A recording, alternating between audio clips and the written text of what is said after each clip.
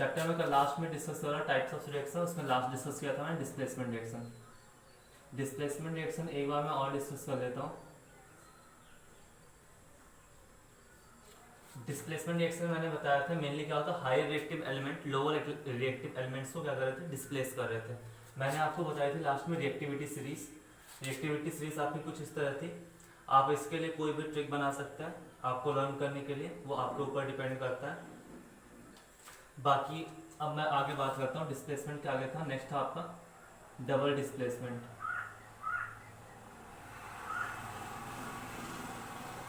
में क्या है, इसमें पहले मैं छोटी सी चीज़ डिस्कस कर लेता हूँ। जैसे अगर मैं लिखता हूँ NaCl, तो NaCl को मैंने आपको क्लास 9th में सिखाया था आयन से ब्रेक करने कैसा था। ये किस में ब्रेक हो जाता है, Na प्लस और Cl माइनस। अगर इसी तरह मैं बात करूँ सिल्वर नाइट्रेट की AgNO3, तो किस तरीके से ब्रेक होगा, ये सिल्वर प्लस Ag प्लस और NO3 माइनस, इस तरीके से कुछ ब्रेक होगा। अब यहाँ पे वही देखना है डबल डिस्प्लेसमेंट रिएक्शन में क्या कहता है कि दो या दो से ज़्यादा कंपाउंड जब आपस में आयंस का एक्सचेंज करते हैं, तो यहाँ पे मेनली क्या होगा, exchange of ions between compounds. Clear है। इस एग्जाम्पल को समझना और इजी है, दूसरे तरीके से समझाता हूँ। मेनली हमें क्या करना है, जब रिएक्शन होगा जो डबल डिस्प्लेसमेंट का, तो हमें क्या ध्यान में रखना है कि जिसपे अब ऐसा तो है नहीं मेटल और मेटल आपस में कुछ ना कुछ बनाएंगे, मेटल और मेटल आपस में कंबाइन नहीं होंगे। अगर आपका कंबाइन होगा दैट मीन्स एक कैटायन और एक आपका एनायन कंबाइन होता है। तो कैटायन और एनायन कौन सा कंबाइन होगा, जब चार्ज न्यूट्रलाइज हो जाए। तो यहाँ पर मुझे यही ध्यान रखना है। जैसे फॉर एग्जाम्पल अगर मैं बात करूँ सिल्वर नाइट्रेट अगर NaCl के साथ रिएक्शन करता है तो उस केस में क्या होगा। अब यहाँ पे मैंने आयन से बनाए, देखो यहाँ पर आपके लिए ये है। अब यहाँ पे क्या होगा, दोनों तरफ से डिस्प्लेसमेंट होगा, दैट मीन्स एक वाला एक कंपाउंड दूसरे कंपाउंड के साथ कंप्लीटली रिएक्ट करेगा।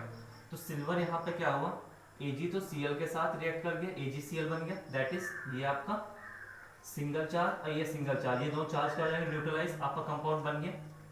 सिमिलरली अगर मैं क्या करूँ Na और NO3, इस पर भी क्या है, एक पॉजिटिव चार्ज है, इस पर एक निगेटिव चार्ज है, तो ये भी आपस में न्यूट्रलाइज हो जाएगा।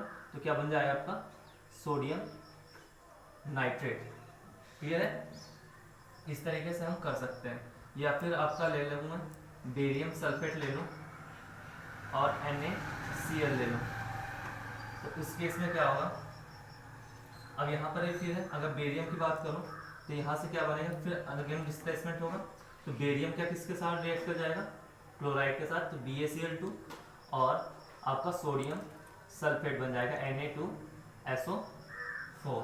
क्लियर है। यहाँ पे मेनली हमें ध्यान क्या रखना है, डबल डिस्प्लेसमेंट काफ़ी इजी है डिस्प्लेसमेंट कंपैरिजन में। मेनली हमें ध्यान क्या रखना है कि जो भी आयंस बनाते हैं, जो मैंने आपको पिछले क्लास में सिखाया था, कैटायंस और एनायंस में चार्जेस होते हैं आपके न्यूट्रलाइज होते हैं, तब कंपाउंड बना। तो कैटायन और एनायन सिमिलर चार्जेस वाले के साथ न्यूट्रलाइज होंगे, दैट मीन्स एक पॉजिटिव वाला आपका एक कैटायन दूसरे कैटायन के सिमिलर एनायन के सिमिलर चार्ज वाले से न्यूट्रलाइज होता है। दैट मीन्स अगर यहाँ +2 वाला चार्ज होता, +2 वाला आपका कैटायन होता, तो -2 वाले एनायन के साथ वो न्यूट्रलाइज हो जाएगा। दैट मीन्स उसके बाद वो जो भी आपका कंपाउंड बनेगा उस टाइप से बन जाएगा। जैसे यहाँ पर क्या था, बेरियम क्या होगा, अब बेरियम पे चार्ज आएगा +2। क्लियर है। तो ये आ गया, बेरियम आपका आ गया और क्लोरीन आ गया, तो BaCl2 बनता, तो यहाँ से आ गया BaCl2 आ गया।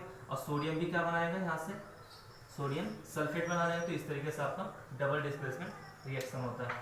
अब नेक्स्ट स्टार्ट करते हैं। नेक्स्ट है आपका redox reaction, the most important topic इस चैप्टर का।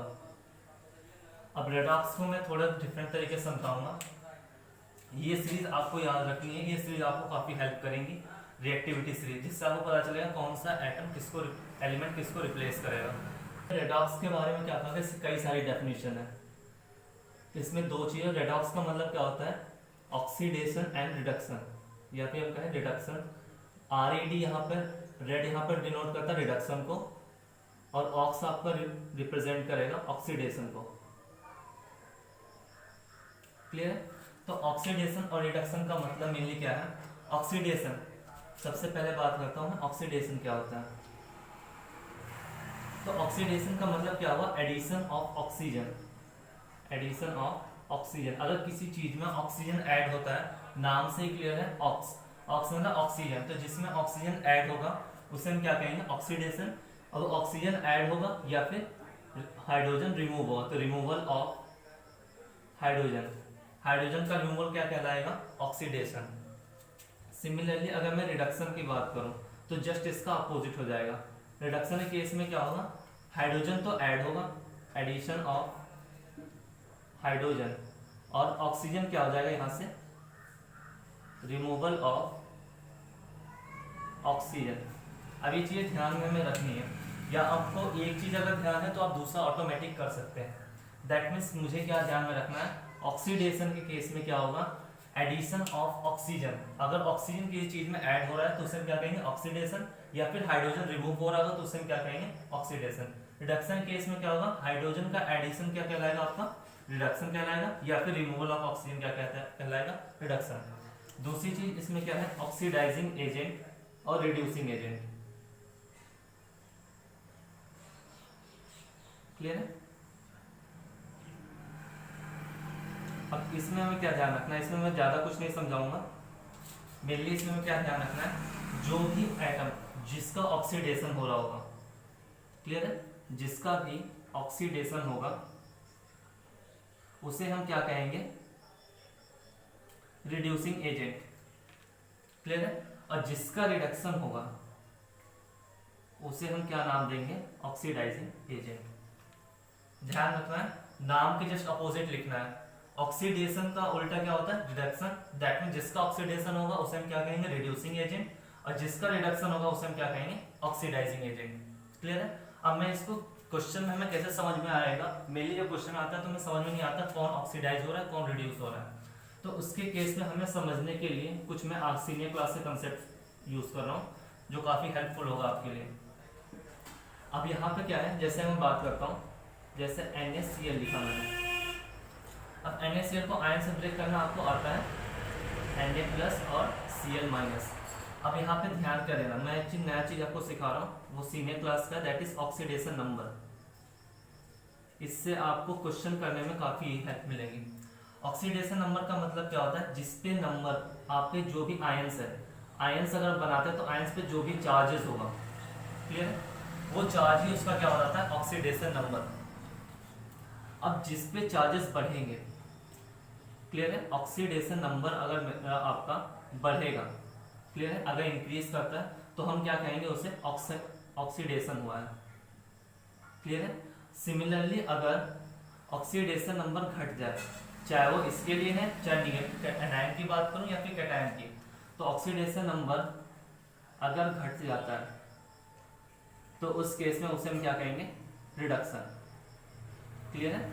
ये ध्यान रखना है, दोनों केस में कुछ एग्जांपल के साथ मैं समझाऊं कैसे हो कैसे रहा है। मेनली आपको एक टर्म नया सीखना है जो वैसे तो आपके सिलेबस में नहीं है लेकिन क्वेश्चंस करने के लिए आपको काफी हेल्प करेगी।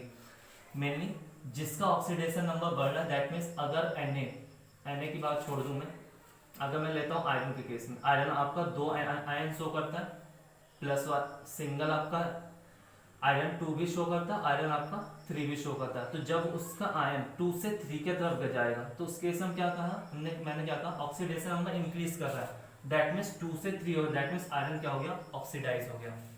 क्लियर है, ऑक्सीडेशन हो गया उसका। और अगर यही चीज अगर 2 से उसका अगर नंबर 1 पे चला है, दैट मीन्स घट जाए, तो उसे हम क्या कहेंगे ऑक्सीजन आयरन आपको क्या हो गया रिड्यूस हो गया। क्लियर है।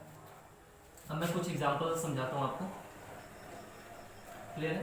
बताता हूँ, यहाँ पे आपको ध्यान देना है। अब मैं दोनों तरीके से समझाऊंगा आपको कि कैसे रिएक्शन हो रहा है। अब यहाँ पे अगर ध्यान दो तो कॉपर के साथ अगर मैं देखूँ तो क्या लिखा हुआ है, कॉपर के साथ ऑक्सीजन ऐड हो गया, तो ऑक्सीजन का ऐड होना क्या कहलाता है ऑक्सीडेशन। क्लियर है।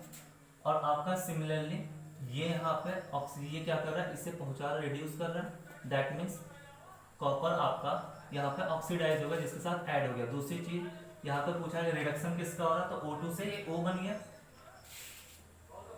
क्लियर है, ये हो गया रिडक्शन। अब ये तो वो तरीका हुआ कि जिससे ऑक्सीजन का ऐड होना या फिर ऑक्सीजन का निकलना, जिससे हम बता सकते हैं किसका ऑक्सीडेशन हुआ किसका रिडक्शन हुआ। अब दूसरे तरीके से इसे देखते हैं। दूसरा तरीका आपको ज़्यादा इजी लगेगा। अब जैसे मैं यहाँ बात करूँ, कॉपर क्या है, इस पर कोई भी चार्ज नहीं, दैट मीन्स हम चार्ज क्या मानते हैं, जीरो। ऑक्सीजन मॉलिक्यूल है, तो मॉलिक्यूल पे भी चार्ज क्या होता है, जीरो। अब यहाँ पे अगर देखें इस केस में ऑक्सीजन पे चार्ज कितना होता है, -2, और कॉपर पे आपका आएगा +2, जब ये आपका कंपाउंड बनेगा। अब यहाँ पे ध्यान दो, कॉपर कहाँ से कहाँ पहुँच गया, 0 से पहुँचा आपका +2 पर, और ऑक्सीजन आपका कहाँ पहुँचा, 0 से लेकर के -2 पर। क्लियर है। अब मैंने आपको बताया था अगर ऑक्सीडेशन नंबर बढ़ता है तो उस केस में क्या होता है, ऑक्सीडेशन, और ऑक्सीडेशन नंबर घटेगा तो उस केस में क्या कहेंगे, रिडक्शन। अब इस कॉपर की बात करूं तो क्या हुआ, इसका ऑक्सीडेशन नंबर 0 से कहां पहुंच गया, 2 पर, तो 0 से 2 पहुंचने का मतलब बढ़ गया। क्लियर है। तो दैट इज इसका क्या हो गया, ऑक्सीडेशन। और सिमिलरली अगर इसके केस में देखो तो ऑक्सीजन में क्या हुआ, 0 से माइनस हो गया, दैट मीन्स घट गया। तो घटने का मतलब क्या होगा, इसका क्या हो गया, रिडक्शन। दूसरी चीज क्वेश्चन में क्या पूछा जाता है, इसमें ऑक्सीडाइजिंग एजेंट कौन है और रिड्यूसिंग एजेंट कौन है। तो जिसका ऑक्सीडेशन हो वो क्या है, रिड्यूसिंग एजेंट, दैट मीन्स आपका कॉपर क्या है, रिड्यूसिंग एजेंट है। क्लियर है, ये आपका क्या हो जाएगा, रिड्यूसिंग एजेंट। क्लियर है। और जिसका रिडक्शन हुआ वो आपका क्या हो जाएगा, ऑक्सीडाइजिंग एजेंट। क्लियर है। अब दूसरा एग्जांपल देखते हैं। देखिए Cl2 क्या है आपका, एक मॉलिक्यूल है, मैं अब सिमिलरली ऑक्सीडेशन नंबर से समझा रहा हूँ। तो उस केस में इस पे कितना हो चार्ज, 0। हाइड्रोजन सल्फाइड है, दैट मींस सल्फर पे कितना हो चार्ज, -2, और इस पे कितना होगा, +1। ठीक है, क्योंकि 2 हाइड्रोजन है। अब यहाँ पे ध्यान दो, सल्फर यहाँ पे नेसेंट है, दैट इज सल्फर बन गया, ये आपका +1 और ये आपका हो गया -1। अब दोनों तरीके से दे सकते हैं। हाइड्रोजन का ऐड होना क्या कहलाता है, आपका रिडक्शन। तो इस केस में इस क्लोरीन के साथ क्या हुआ, हाइड्रोजन ऐड हुआ है, तो क्लोरीन क्या हो गया, रिडक्शन।